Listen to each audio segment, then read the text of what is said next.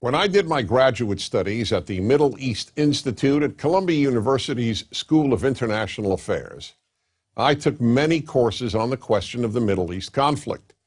Semester after semester, we studied the Middle East conflict as if it was the most complex conflict in the world, when in fact, it is probably the easiest conflict in the world to explain. It may be the hardest to solve, but it is the easiest to explain. In a nutshell, it's this. One side wants the other side dead. Israel wants to exist as a Jewish state and to live in peace. Israel also recognizes the right of Palestinians to have their own state and to live in peace. The problem, however, is that most Palestinians and many other Muslims and Arabs do not recognize the right of the Jewish state of Israel to exist. This has been true since 1947, when the United Nations voted to divide the land called Palestine into a Jewish state and an Arab state. The Jews accepted the United Nations partition, but no Arab or any other Muslim country accepted it. When British rule ended on May 15, 1948, the armies of all the neighboring Arab states, Lebanon, Syria, Iraq, Transjordan, and Egypt, attacked the one-day-old state of Israel in order to destroy it. But to the world's surprise, the little Jewish state survived. Then it happened again. In 1967, the dictator of Egypt, Gamal Abdel Nasser, announced his plan, in his words, to destroy Israel.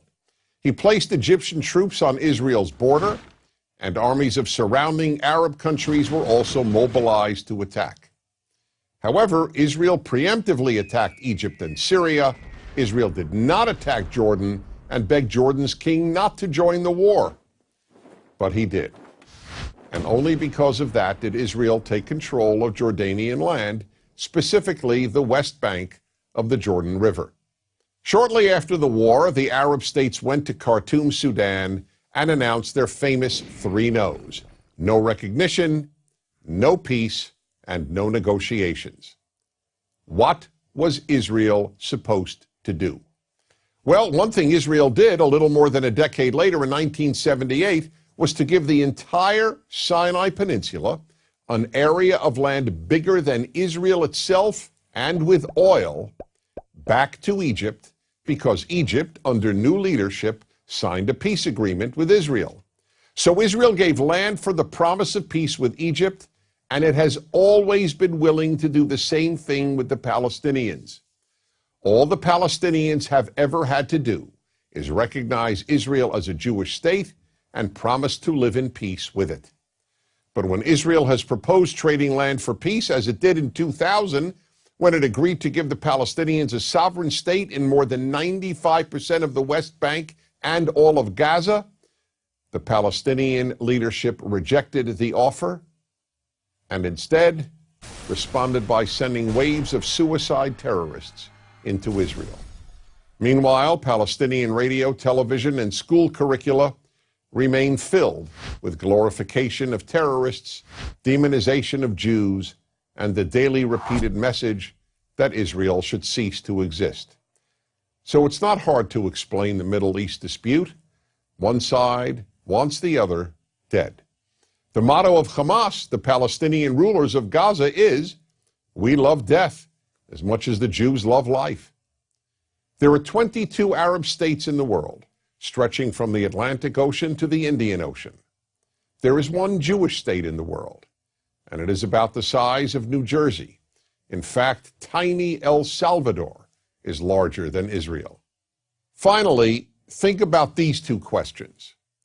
If tomorrow Israel laid down its arms and announced, "We will fight no more," what would happen? And if the Arab countries around Israel laid down their arms and announced, "We will fight no more," what would happen? In the first case, there would be an immediate destruction of the state of Israel and mass murder of its Jewish population. In the second case, there would be peace the next day. As I said at the outset, it is a simple problem to describe. One side wants the other dead. And if it didn't, there would be peace. Please remember this. There has never been a state in the geographic area known as Palestine that was not Jewish. Israel is the third Jewish state to exist in that area. There was never an Arab state, never a Palestinian state, never a Muslim or any other state. That's the issue. Why can't the one Jewish state the size of El Salvador be allowed to exist? That is the Middle East problem. I'm Dennis Prager.